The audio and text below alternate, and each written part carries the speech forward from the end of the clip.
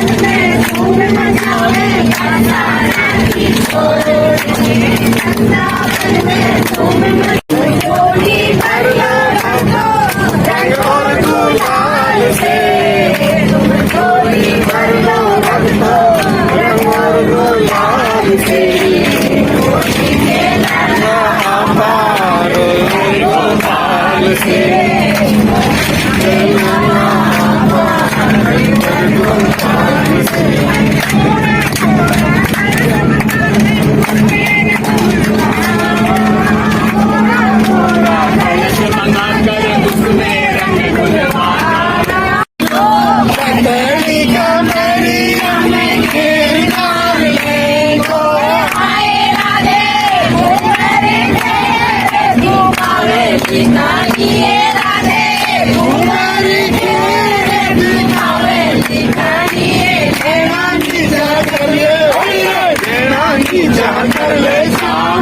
मिलावे काई रे नैना नीचा कर ले चंद्र बाल की शोभा चंद्र सखी बाल की शोभा राधे हर राय बुलावे काई बुलावे काई नैना नीचा कर ले नैना नीचा कर ले शाम से मिलावे का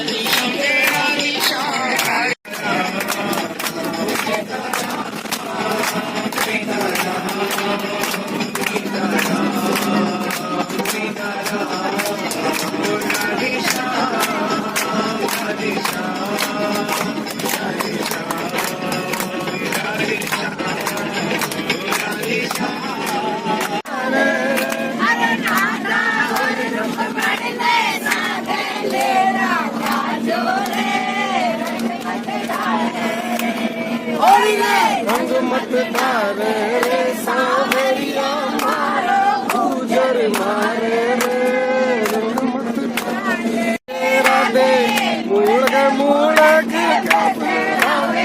काइए नैना नीचा कर नैना नीचा कर ले शाम से मिलावे काई नैना नीचा कर ले नीचा कर ले शाम से मिला गीताइए नैना नीचा कर चंद्र सखी ब्रज बाल की शोभा हरी चूड़िया राधे भैया सुबैया मिलावे लिखाई राधे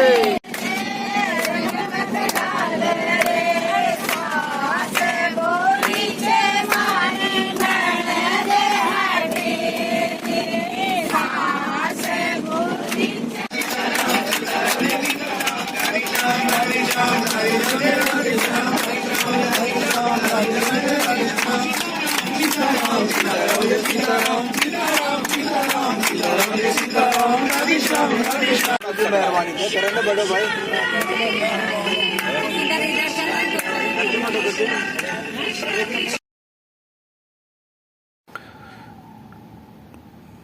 तो अभी हम पहुंच गए हैं भगत धन्ना जी गुरुद्वारा के पास में और यहाँ से अभी हमारा जो सत्संग है वो कार्यक्रम स्टार्ट होने वाला है। और इस तक देख सकते हैं चारों तरफ हरियाली और एक पतली सी जो सड़क है उस सड़क से होते हुए आज हम जाने वाले हैं। तो ये जो जगह है धन्ना भगत जी का जो है तो ये राजस्थान के टोंक जिले में और जयपुर से लगभग 135 किलोमीटर की दूर पर है और टोंक से लगभग 35 किलोमीटर की दूरी पर देख सकते हैं हरियाली और जो सरसों के जो खेत हैं वो कितने हरे भरे जो खेत हैं। और इसीलिए टोंक को जैसे श्री गंगानगर को अन्न का कटोरा कहते हैं तो ये इस अन्न की कटोरी है।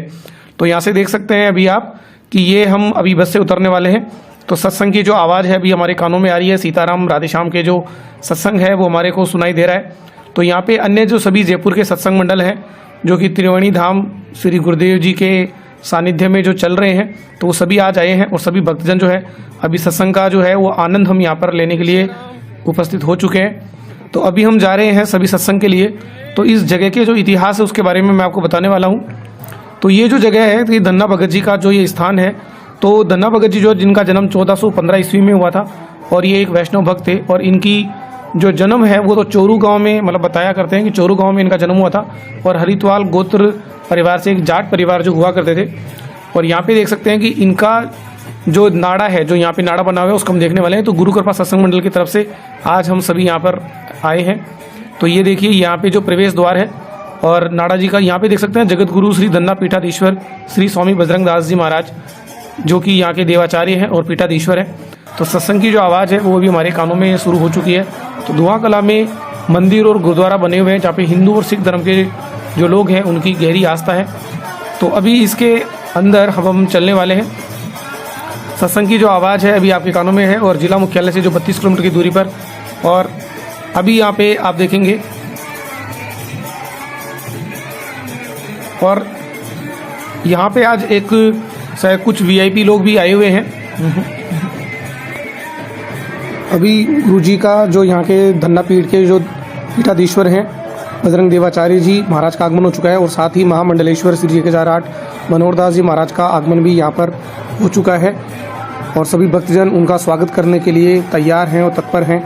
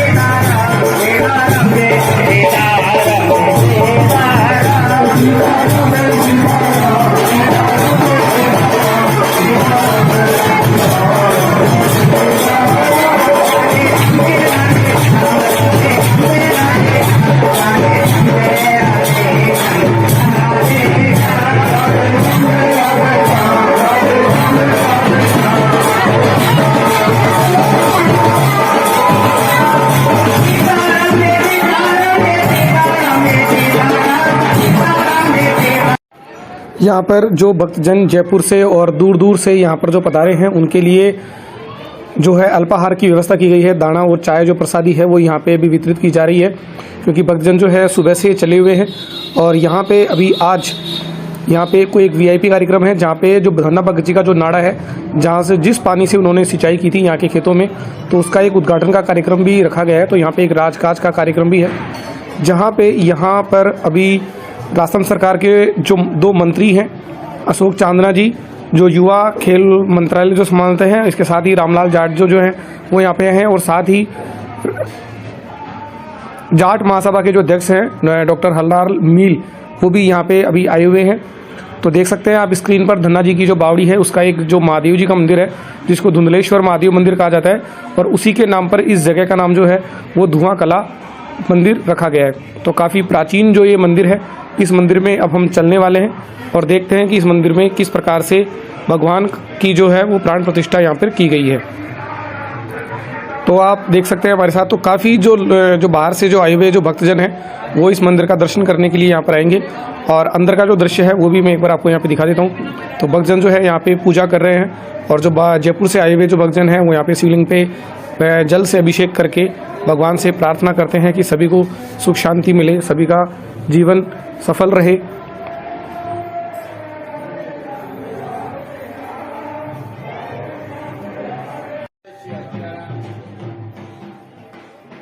यहाँ पर जो धन्ना जी का जो नाड़ा है उसका आज जीर्णोद्धार कार्यक्रम है जहाँ पे राजस्थान सरकार के जो अशोक चांदना जी जो यहाँ पर जो नाड़ा जो बना हुआ है जिस पानी से सिंचाई करते थे और आज काफ़ी गाड़ियाँ हैं यहाँ पर और जो यज्ञ स्थल जो है जहाँ पे अभी कुछ समय पहले काफ़ी विशाल यज्ञ का जो आयोजन हुआ था, यहाँ पे खेती होती है और विशाल जो भवन का जो निर्माण कार्य है वो अभी तक यहाँ पर जारी है। आप स्क्रीन पर देख सकते हैं कि दूर से गुरुद्वारा और ये साथ में जो धन्ना भगत जी का जो मंदिर है वो भी यहाँ पे नज़र आ रहा है। और अभी यहाँ के जो इस कार्यक्रम है उस कार्यक्रम के बारे में बताने वाला हूँ। और इस मंदिर में देख सकते हैं कि यहाँ पे धन्ना जी का जो एक प्रतिमा है, साथ ही भगवान श्री रामचंद्र और सीता जी की जो प्रतिमा है वहाँ पे मतलब है और इनकी पूजा पाठ करने के लिए दूर दूर से जो लोग हैं वो यहाँ पर आते हैं। काफ़ी भव्य मंदिर जो है यहाँ पे बनाया हुआ है। आसपास में जगह यहाँ पे बिल्कुल खाली है क्योंकि यहाँ पे खेती है और धन्ना जाट जो थे वो भी एक किसान थे। और यहाँ पर जो नाड़ा बना हुआ है धन्ना भगत जी का, उस नाड़े का जीर्णोद्धार करने के लिए यहाँ पे राजस्थान सरकार के जो 2 मंत्री जी हैं वो यहाँ पे पधारे हुए हैं और उन्होंने यहाँ पे अपने विचार प्रस्तुत किए। और पूरे आसपास के जो ग्रामवासी हैं और जो प्रबुद्ध जन हैं, यहाँ के जो सरपंच साहब हैं वो सब यहाँ पे अभी पधारे हुए हैं उनका उद्घाटन करने के लिए। साथ ही आप देख सकते हैं कि सामने जो यहाँ के जो पीठाधीश्वर है बजरंग देवाचार्य जी वो भी यहाँ पे विराजमान है। तो अशोक चांदना जी और जो रामलाल जाट जी हैं उन्होंने यहाँ पर अपने विचार प्रस्तुत किए, जो कि राजस्थान सरकार के कैबिनेट मंत्री यहाँ पर हैं। तो देख सकते हैं कि आज यहाँ पे धर्म के साथ साथ राज कार्य की भी जो यहाँ पे है कार्यक्रम यहाँ पर रखा गया है, और आप सुन सकते हैं उनके विचार। भगत जी की धरती के दर्शन करने का सौभाग्य प्राप्त। तब तक मेरा कोई कार्यक्रम नहीं था, लेकिन हमारे बड़े भाई और कैबिनेट मंत्री आदरणीय रामलाल जाट साहब का कार्यक्रम बन रहा था, और आज ऐसे मेरी बात होगी कल उनसे। मुझे भी इलाके में जाना था, मैंने भी नाम ही सुना हुआ था, पहले कभी दर्शन किए हुए नहीं थे, और फिर बड़े भाई के साथ में दर्शन करने का मौका मिल जाए, इससे बढ़िया क्या मौका हो सकता है। ये मैं समझता हूँ कि जो तपोभूमि होती है, जहाँ महान संत तपस्या करते हैं, वो तपोभूमि खुद किसी को बुलाती है। कोई सोच ले कि मैं कब कहाँ जाना चाहता हूँ, ऐसा होता नहीं है। जब वो भूमि बुलाती है तो कोई कहीं जा रहा हो, वो पहुंच वहीं पर जाता है। तो मैं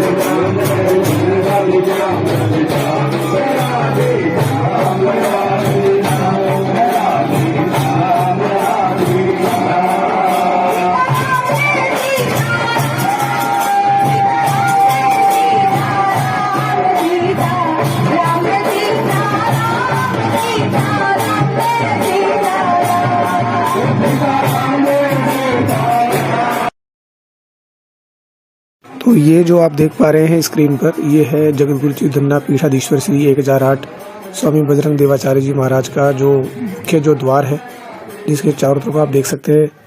ये अब आप स्क्रीन पर देख पा रहे हैं कि जो धुंधलेश्वर महादेव जो मंदिर है, इसके बाद में जो धन्ना भगत जी का जो मुख्य मंदिर जो है वो यहाँ पे बनाया हुआ है, और इसका उद्घाटन करने के बाद का जो दृश्य है वो यहाँ पे है। और इस मंदिर के ठीक सामने जो है धन्ना भगत जी का जो गुरुद्वारा है, तो वो जो जाट सिख थे, तो जो सिख थे उन्होंने यहाँ पर इसका गुरुद्वारे का निर्माण यहाँ पर करवाया, और अब यहाँ पर लाखों जो भक्त हैं वो यहाँ पर आते हैं। तो अभी हम मंदिर में चल रहे हैं, आप पीछे की स्क्रीन पर आप देख सकते हैं। और यहीं इसके पास में है एक विशाल एक गौशाला है, जहाँ पे सैकड़ों की संख्या में जो है गायों की सेवा होती है। इंदोदा जो बात करते हैं पहाड़ है, वहाँ पे ढूंढा है महादेव जी का, धोलेश्वर महादेव जी वहाँ किया था, धोलेश्वर महादेव। धन्ना भगत जी के प्रॉपर इनके पिताजी का जन्म स्थल तो चोरू चौकवाड़ा है, यह इनका धन्ना भगत जी का ननियाल था। तो ननियाल में कोई नहीं था, तो इनके पिताजी और माताजी को यही रख लिया था। अच्छा। और इनका जन्म यही का है। और इस मंदिर के बारे में, जैसे ये मंदिर कब बना, कैसे?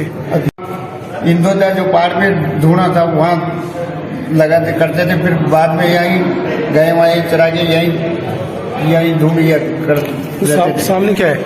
ये सामने गुरुद्वारा बनाया। अच्छा अच्छा। तब से धन्ना भगत जी का मंदिर देखते देखते फिर यह गुरुद्वारा बना लिया। और वो उधर एक बाहर बना हुआ है, वो उधर क्या है? वह इनका इतिहास बनाया है, वो पीछे की तरफ जो बना हुआ है। हाँ, पहली साइड में है, उनमें यहाँ इतिहास बनाया हुआ। अच्छा अच्छा। तो ये देखिए, यहाँ पे जो धन्ना जी की जो प्रतिमा है वो यहाँ पे काफ़ी खूबसूरत जो प्रतिमा है वो यहाँ पे रखी हुई है। और यहाँ पे जो धन्ना भगत जी का जो जन्मोत्सव जो समारोह जो है वो 13 अप्रैल 2023 को होने वाला है, जहाँ पे लाखों की संख्या में जो लंगर प्रसादी जो है वो यहाँ पे की जाएगी। तो आप देख सकते हैं कि धन्ना जी की जो प्रतिमा है वो यहाँ पे है। तो यहाँ पे सुबह और शाम जो है वो आरती होती है। और आज यहाँ पे जो राजकार्य जो हुआ था, नाड़े का जो उद्घाटन हुआ था, ये सीयू परिवार है।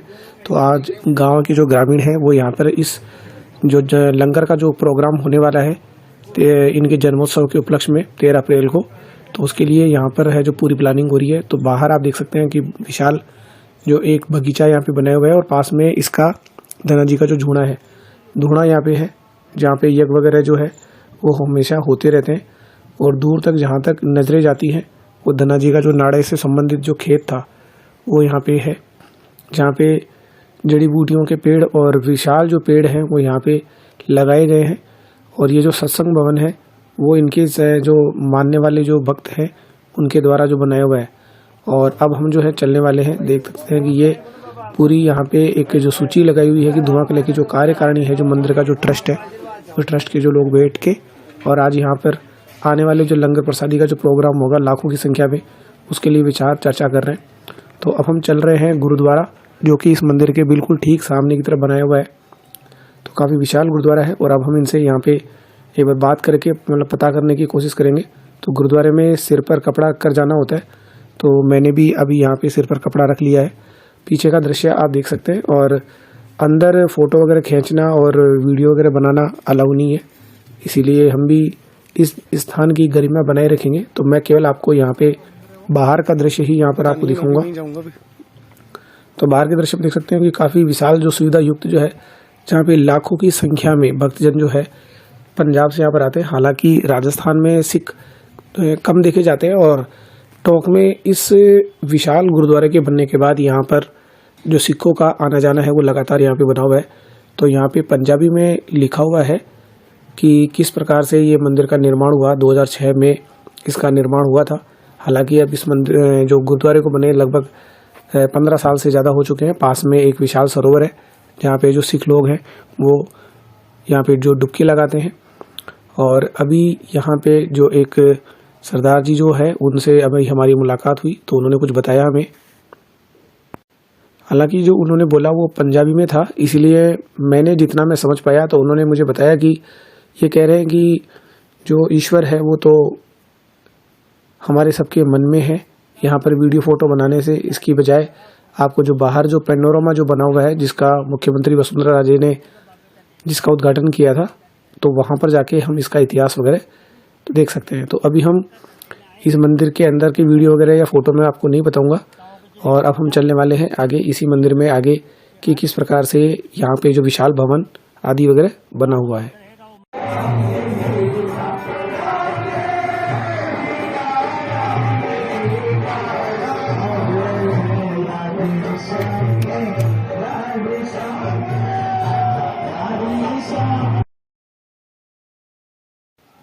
तो आप यहाँ पे देख सकते हैं ये विशाल जो सरोवर है, भव्य सरोवर, वो जो यहाँ पे बना हुआ है गुरुद्वारे के पास में। और इसी गुरुद्वारे के पास में जो विशाल जो सत्संग भवन जो बन रहा है, जिसमें लाखों की संख्या में जो सरदार जी हैं वो यहाँ पर आते हैं, सिख जो आते हैं, और उनका धन्ना भगत जी का लंगर प्रसादी यहाँ पे होता है। जाट समाज जो है, हम भी सिख जाट हैं। अच्छा, सिख जाट। हम दूसरे जाट रोडे वो सिख जाट हैं। सिर्फ जाति उसका प्राइवेट का फर्क है, पर जाति एक ही है। हाँ, जिस हमारे मना होते ना तो हम भी नहीं आते थे, उनकी वजह से हम यहाँ पर आए हैं। गुरुद्वारा बना 2006 में तैयार हो गया था। ये बनाया जहेदार बाबा लखा सिंह जी कोटे वाले। नहीं, मैं शूट कर रहा हूँ। हाँ, उनकी कृपा से बनाया सारा कुछ, उन्होंने महापुरुषों ने बनाया। नहीं, बहुत अच्छे स्थान है। तो उधर को बनाना, उधर सारा उधर जानवर अपने बहुत बढ़िया बनाना, बढ़िया पूरी बनाओ, कोई मना नहीं। आप जो मेरे पीछे देख रहे हैं जो विशाल भवन, जिसमें इन्होंने मुझे भी बताया कि यहाँ पे अभी एक साथ लगभग 20,000 से ज़्यादा जो भक्तजन है वो यहाँ पे सत्संग रहेगा। और 1 लाख से ज़्यादा लोगों का यहाँ पे जो लक्खी जो सिस्टम जो होता है, लंगर जिसको कहते हैं, तो लंगर प्रसादी का जो कार्यक्रम है 1 लाख से ज़्यादा लोगों का, वो यहाँ पे आप देख सकते हैं विशाल जो यहाँ पे बन रहा है। और इसी भवन के चारों तरफ विशाल एक सरोवर जो है वो यहाँ पे मतलब आप देख सकते हैं, तो गुरुद्वारे के बिल्कुल पास में। और अंदर जो है गुरु ग्रंथ साहिब का लगातार जो है 24 घंटे यहाँ पे उसका जो है वो पाठ चलता रहता है। और आपके मन में ये प्रश्न आ रहा होगा कि ये सिख है और हम हिंदू हैं, तो ये धन्ना भगत जी का इससे क्या लिंक हुआ। तो आपको मैं बताऊँ कि जब अकाल पड़ा था तो धन्ना भगत जी ने अकाल में जिस प्रकार से जनता की जो सेवा की थी, गरीबों की जो सेवा की थी, उन्होंने तन मन धन और अन्न से जब उनकी सेवा की, तो इनकी जो तारीफ है, जो गुरु अर्जुन देव जो थे, उन्होंने भी उस लंगर की, जैसे जो लंगर लगाया करते थे धन्ना भगत जी, उसकी तारीफ की और गुरु ग्रंथ साहिब में उनकी साखियों को भी लिखा। आप देख सकते हैं, ये है गौशाला पास में जो धन्ना भगत जी का जो मंदिर है उसके बिल्कुल बाहर। तो यहाँ पे सैकड़ों संख्या में गौशालाएं हैं।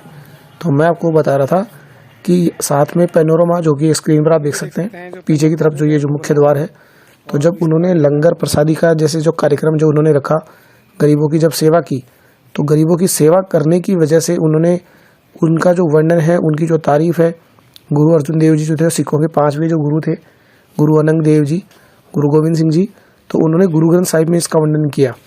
तो इस वजह से जो सिख थे, जो जाट सिख जो थे, उन्होंने इनकी भी पूजा शुरू की और इनके नियमों पर ये चलना स्टार्ट किया।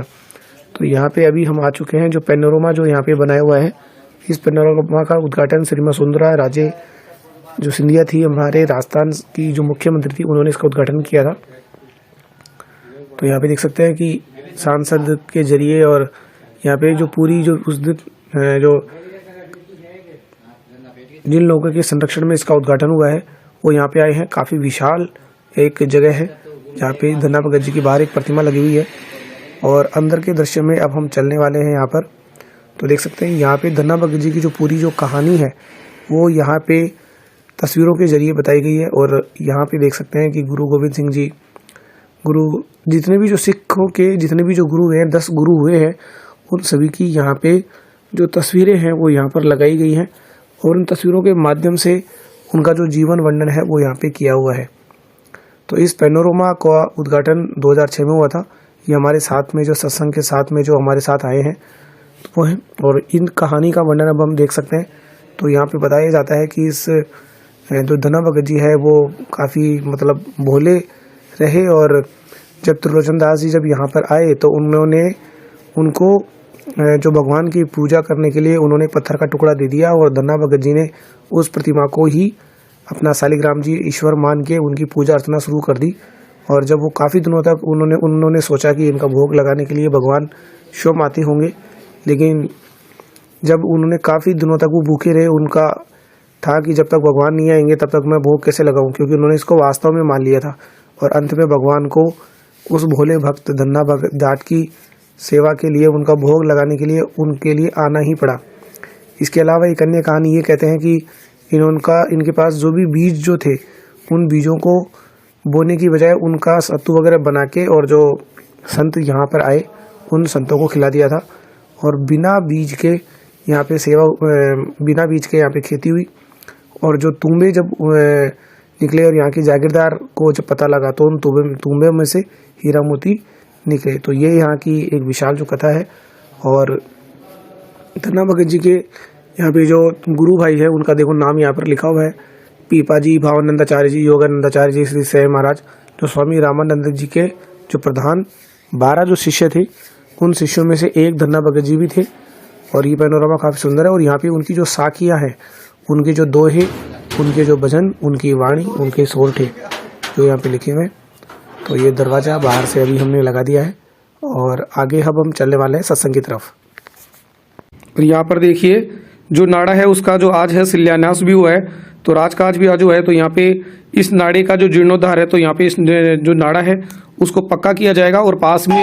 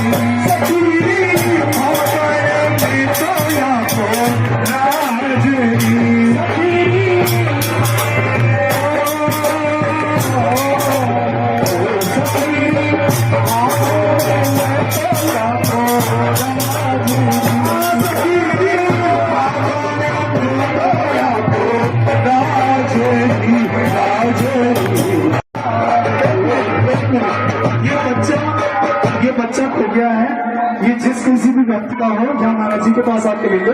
ये बच्चा जिसका भी है यहाँ से ले लो। छड़ा दिया तो बाबा आपके लिए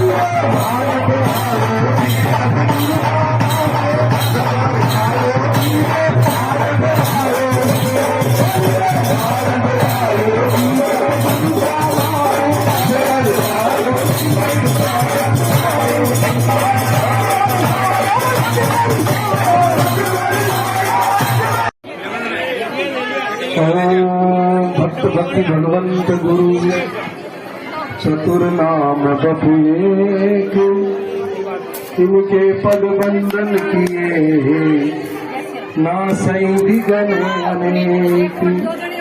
विकसित है, उनको सबको मालूम होगा, क्योंकि जिस समय देश पर यवनों का आक्रांत आतंकवाद चल रहा था, उस समय रामानंद स्वयं राम प्रादुर्भूतो महितले, स्वयं राम जी ने रामानंद जी के रूप में प्रयागराज में अवतार लिया। और जिस समय थोड़ी सी आवाज वॉल्यूम कम कर दो भाई, चूचाट कर देते। जिस समय बैठ जाओ शांति से सब लोग, जिस समय देश जातिवाद पर टुकड़े टुकड़े हो रहा था जातिवाद में, तो उन्होंने राम जी ने अवतार लेकर के और फिर हर संप्रदाय का, हर जात का उन्होंने शिष्य बनाया। उसमें रैदास जी हैं, वो भी रामानुजाचार्य के शिष्य थे। धन्ना जी थे, जाटगढ़ से था, उनको भी उन्होंने शिष्य बनाया। ब्राह्मण को भी, पारिक को भी, रविदास जी को भी, कबीर जी को भी, और सबको एक सूत्र में बांध करके सबको पूरे देश में फैला दिया उन्होंने। आवाज कम नहीं कर सकते हो क्या भाई? पूरे देश में फैला दिया गया उनको कि जाओ फैलो और सबको एक सूत्र में बांध दो। और उन्होंने एक नारा दिया, जाति पाति पूछे नहीं, हरि का भजे सो बोले। यार जाति पाति का कोई भेदभाव नहीं, जो भगवान का भजन करेगा वो ही ऊपर आएगा। और आप देख भी सकते हैं प्रत्यक्ष में, कोई ऊंचे कुलों में जिन्हें जन्म लिया है और जो भगवान की भक्ति से जो विमुख रहे, जैसे रावण था, कंस था, कौरव थे, इन लोगों ने अच्छे अच्छे कुलों में, ब्राह्मण कुल में, क्षत्रिय कुलों में जन्म लिया, लेकिन भगवान की भक्ति से ये विमुख रहे। तो नतीजा आज भी आप देख सकते हैं। भगवान ने एक सम्मानजनक रावण को मौत दी थी अग्निबाण मार करके, लेकिन राम भक्ति से विमुख अगर कोई होता है तो आप देख सकते हैं कि कलिकाल में तो उसके चिथड़े चिथड़े हो जाए जाते हैं। रावण का पुतला बनाया जाता है, उसमें एटम बम रख करके उसके चिथड़े चिथड़े उड़ा देते हैं। तो ये राम जी की भक्ति से विमुख का फल है, आप प्रत्यक्ष में देख सकते हैं। और जिन्होंने निकृष्ट कुल में जन्म लिया, रैदास जी, पीपा जी, इन्होंने भगवान का भजन किया, कोई किस घर में कोई किस घर में, लेकिन आज भी उनका नाम श्रद्धा और भक्ति के साथ हम गाते हैं और उनके नाम से हम पावन बनते हैं और उनके नाम से हम भव सागर पार कर रहे हैं। उसी कड़ी में रामानंदाचार्य जी के 12 शिष्य थे, उसमें धन्ना जी महाराज इसी गांव में पैदा हुए। बाल्यकाल से ही बड़े भगवान के भक्त थे वो। एक बार कोई संत आ गए, घूमते फिरते जमात चलती रहती थी, घर में कुछ था नहीं, संत सेवा का भाव था इनके मन में और बीज जो खेती में ओरने के लिए रखे हुए थे, आटा पिसाए और संतों को खिला पिला दी। बच्चे थे, डर लग रहा था, भाई माता पिता पीटना दे, डर रहे थे, तो झूठे ही खेती के अंदर हल चला दिया उन्हें।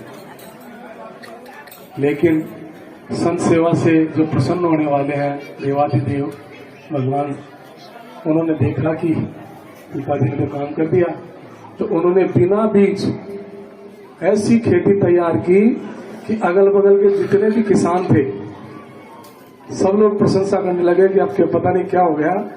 बोले कोई संतों की ऐसी कृपा हुई, धन्ना जी ने संतों की सेवा की थी, उसका नतीजा हुआ कि आपके बहुत बढ़िया खेती हुई है। बीज में साधाना बांटो, बिना बीज नहीं बुझायो, और हमारा नटवर नागरिया भक्ता का क्यों नहीं आया। तो धन्ना जी ने इस कलिकाल में भी, अभी कोई ज्यादा पुरानी बात नहीं हुई है, रामानंदाचार्य जी को 750 वर्ष हुए, तो कलिकाल में ही उन्होंने प्रत्यक्ष करके दिखा दिया। आज कई लोग दम भी अहंकारी है ना, जो कोई रामायण की प्रतियां जला रहे हैं, कोई क्या कर रहे हैं, अरे रामायण आज की है क्या, रामायण तो बहुत पुरानी है। जिसका रामायण को सत्यम शिवम लिखने वाले भगवान शंकर थे, उस बात को ही झूठी साबित करने पर तुले। रामायण जीवन है, रामायण की चौपाई महामंत्र है। इनकी एक एक चौपाई को अगर श्रद्धा पूर्वक विश्वास के पूर्वक अगर आप वो करो तो हर काम होंगे आपके जीवन में। कोई भी शंका समाधान हो सब रामायण से मिल जाएगी आपको। लेकिन रामायण दुर्भाग्य है, कलिकाल है, लोगों की चित्तवृत्तियां बिगड़ी हुई है।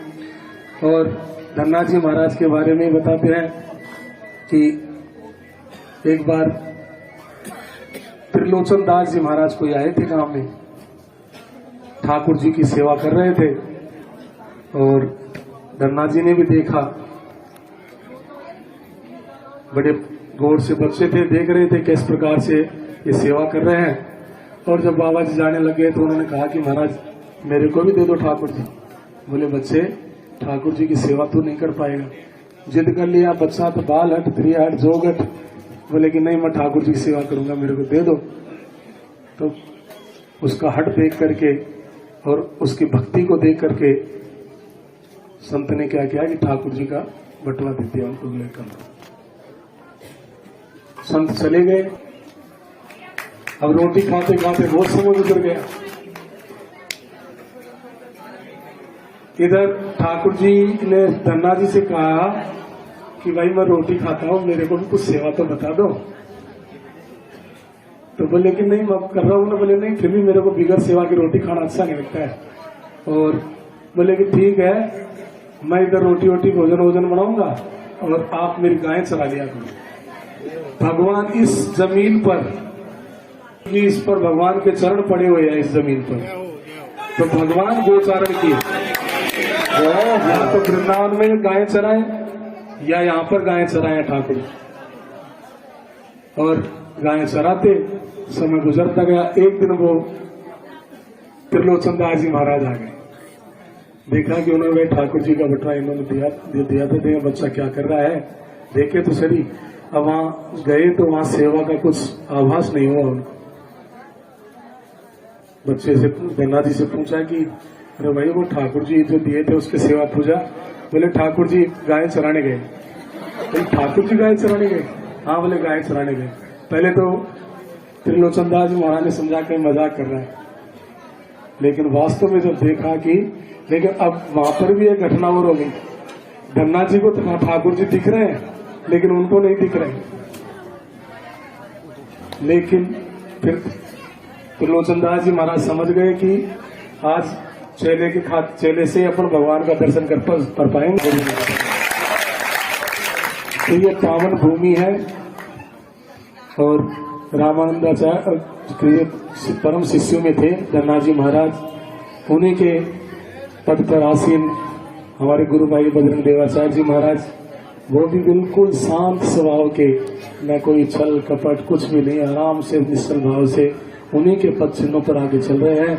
भगवान इनको और आगे से आगे तरक्की दे और गुरु महाराज कृपा करे कि ये और स्टेट से, देश से और विदेशों तक भारत की कीर्ति फैलती रहे, इन्हीं मनोकामनाओं के साथ। और जितने भी सत्संग प्रेमी आए हैं उन सबको देखो, नाम संकीर्तन किया, नाम महाराज की महिमा तो चारों युगों के अंदर गाई जाती है। चहु जुग चहु श्रुति नाम प्रभाऊ और कली विशेष नहीं आन पाऊ।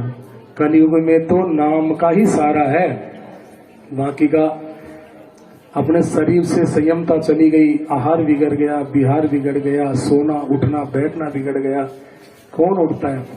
दिन में सुकृत करते हो और सवेरे ब्रह्म मुहूर्त में सोते हो, बराबर लीपा पोती हो गया, मैं ही खेला मैं ही बुझाया। क्योंकि ब्रह्म मुहूर्त या निद्रा सा पुण्य छह कारिणी। ब्रह्म मुहूर्त में सोना अपने पापों का खाना है, अपने पुण्यों को खाना है।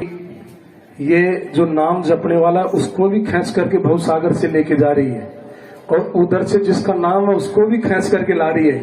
तो ये इतनी चुंबकीय ताकत रहती है, लेकिन इसका श्रद्धा पूर्वक अगर हम काम करें तो ये कल्प वृक्ष है कलिकाल के अंदर, नाम संकीर्तन। हम इसकी छाया में बैठ करके हम जो भी मनोकामना करेंगे वो पूर्ण होगी। इसी सत्संग के द्वारा हमने देखा है कई लोगों के कई प्रकार के काम हुए हैं, कईयों के बच्चे भी हुए हैं। अभी बांदी कोई दिनेश जी सत्संग साहब भी 40 वर्ष हो गए थे, औरों के भी कई गांवों में तो खूब होते हैं। अब आप कितने लोग, जैसे रामार्चा काम करता है वैसे सत्संग भी काम कर रहा है अलग गाँव के अंदर। गाँव में बेचारे क्यों कराते हैं लोग? क्योंकि किसी घर में प्रेत बाधा है, किसी के संतान नहीं हो रही है, कोई रोगों से पीड़ित है, कोई जमीनों के केस से पीड़ित है, कोई किससे पीड़ित है, कीर्तन करवाते हैं और उनकी सब बाधाएं बढ़ जाती है। तो ये नाम संकीर्तन की महिमा है। तो नाम संकीर्तन आप सबने किया, आप लोग सभी धन्यवाद के पात्र हैं। आपको बहुत बहुत साधुवाद। भगवान की कृपा करें आप पर, आप तन से मन से प्रसन्न रहें, खुश रहें और इसी प्रकार का ठाकुर जी का कीर्तन आनंद उत्सव करता रहे। इन मनोकामनाओं की समझ में मेरे वाणी को विराम देता हूँ। बोलो श्री सीताराम जी महाराज की जय, श्री हनुमान जी महाराज की जय, श्री धन्ना जी महाराज की जय, श्री सदगुरुदेव भगवान की जय, श्री बजरंग देवाचार्य जी महाराज की जय, सब संत भक्त भगवान की जय, त्रिवेणी धाम सत्संग मंडल की जय, सत्संग मंडल की जय, राम सत्संग मंडल की जय, गुरु जी के प्रदत्त सभी मंडलों की जय। सीताराम जय जय राधेश्याम हर हर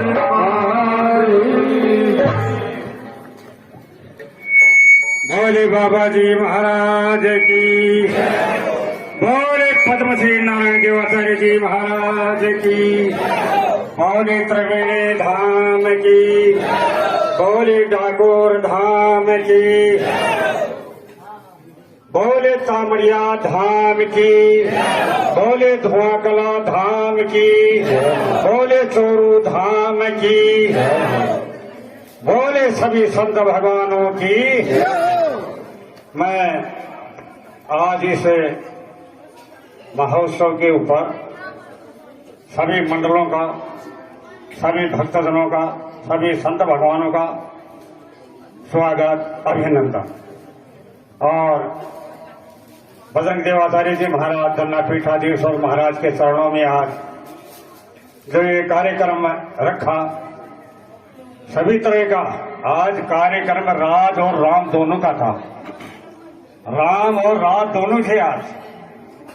और सबसे बड़ी खुशी का रंग तो बरसा दिया हमारे राम रतन देवाचार्य जी महाराज, ठाकुर धाम, जयपुर धाम, अयोध्या धाम। इनका भी क्या शोभा करे। सत सैया के दोहरे जो नाव के तीर, देखन में छोटे लगे घाव करे गंभीर। इन्होंने सारे छोटे से में अपने जीवन लीला सारी बता दी।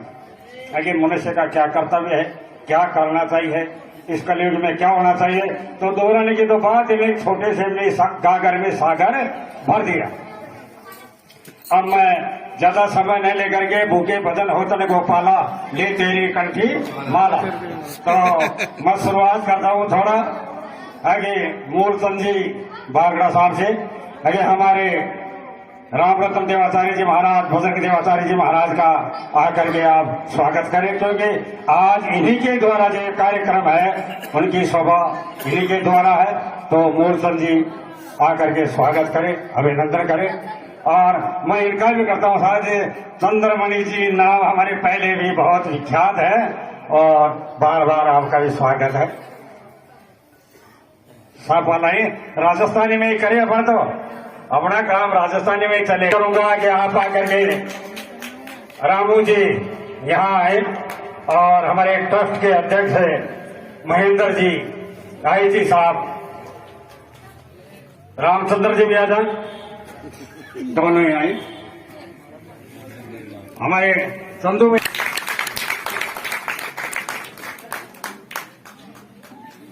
हाँ वीडियो साहब,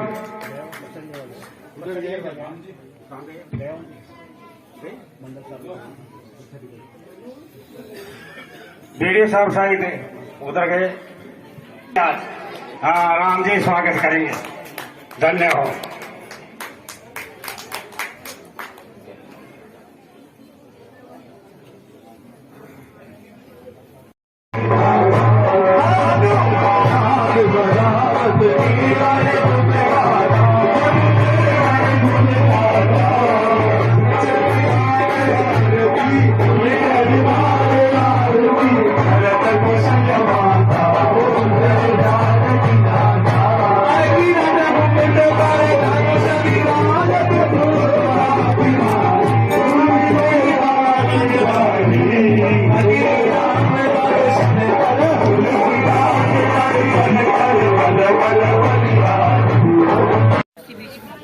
निर्मल मन जन सो मोहि पावा, मोहि कपट छल छिद्र न भावा।